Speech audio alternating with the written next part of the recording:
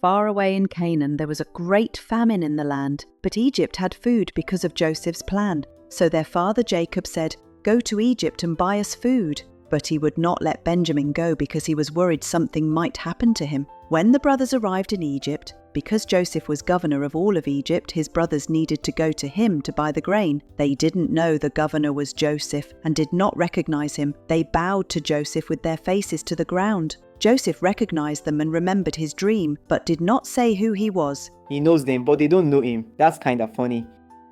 Joseph wanted to see if his brothers had changed and pretended to think they were spies, and so he put them in prison. After 3 days, he told them they could go home, but one needed to stay in prison until they brought back their youngest brother. The brothers talked amongst themselves and said, "We are being punished for what we did to Joseph long ago." Oh no, Jacob is going to be sad. They were released from prison, paid for the grain, and made their way home.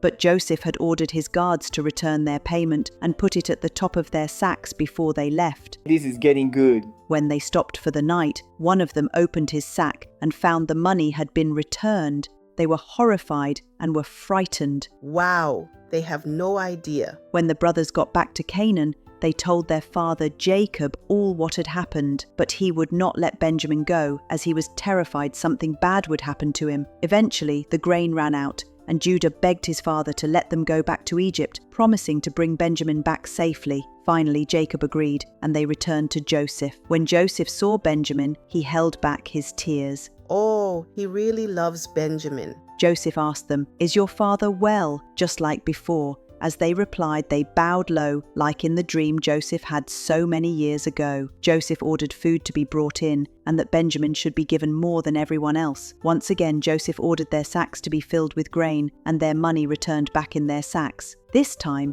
Joseph had his own silver cup hidden in Benjamin's bag. The brothers set off, not knowing what had happened. Then Joseph sent his guards to stop them and look for his missing silver cup. Horrified at the discovery of the cup, the brothers returned to Joseph and threw themselves at his feet. Joseph said, "The man whose bag my cup was found in must stay here as my servant. The rest of you can go. Let me stay instead," begged Judah. "Our father will die of grief if Benjamin does not return with us." By this, Joseph was sure that his brothers had changed. He ordered his guards to leave the room, burst into tears and announced, "I am Joseph." He finally told them. His brothers were terrified. They were scared because of what they did to him. But Joseph hugged his brothers and said, "Don't be afraid. God had a plan." Oh, he forgave them even though they were so mean. That's right, Zoe. Forgiveness is very important. The brothers rushed home and told their father, "Joseph is alive." Jacob was so happy. God spoke to Jacob that night and told him it was okay to move to Egypt and promised he will bring them back to the land he had promised him. That's a long trip for an old guy. Jacob and all his family packed up and left. The children of Israel were on the move to live in Egypt. When Joseph saw his father coming, he ran to him and hugged him for a long, long time. He finally gets to see his dad again. I'm so happy for him. Joseph trusted God, and everything turned out just right. God's plan was pretty amazing. They lived in the best part of Egypt, Goshen, and Jacob lived to be a great old age. Thanks for joining us.